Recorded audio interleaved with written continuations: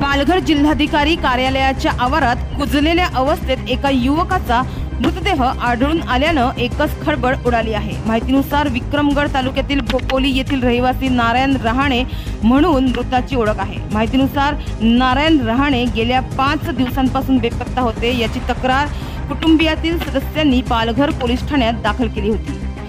तर मिळालेल्या माहितीनुसार 22 फेब्रुवारी रोजी शनिवारी नारायण रहाणे हे पालघर येथे जिल्हाधिकारी कार्यालयात पालकमंत्री गणेश नाईक यांच्या उपस्थितीत घरकुल योजनेच्या प्रमाणपत्र वितरण कार्यक्रमात आले होते। मात्र कार्यक्रम संपल्यानंतर त्या कार्यक्रमापासूनच ते बेपत्ता झाले होते। मात्र 26 फेब्रुवारी रोजी संध्याकाळी पालघर जिल्हाधिकारी कार्यालयाच्या आवारात झुडपात संशयास्पद परिस्थितीत त्यांचा मृतदेह सापडला।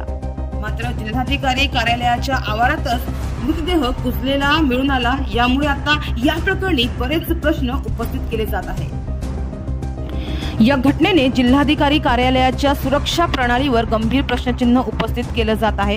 कार्यालयाच्या आवारातच एक मृतदेह कुजलेल्या अवस्थेत सापडतो, याचा कोणालाही सुगावा कसं काय लागला नाही।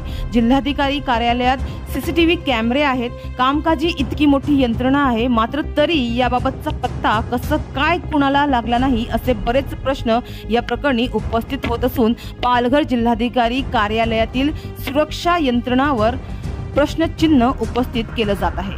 तर हे खुनाचे प्रकरण आहे किंवा इतर काही कारणास्तव मरण पावले आहे हे अद्याप समजू शकले नाही। तर पोलिसांनी या प्रकरणाची चौकशी सुरू केली आहे, परंतु ही घटना प्रशासनाच्या कामकाजावर प्रश्नचिन्ह उपस्थित करीत आहे।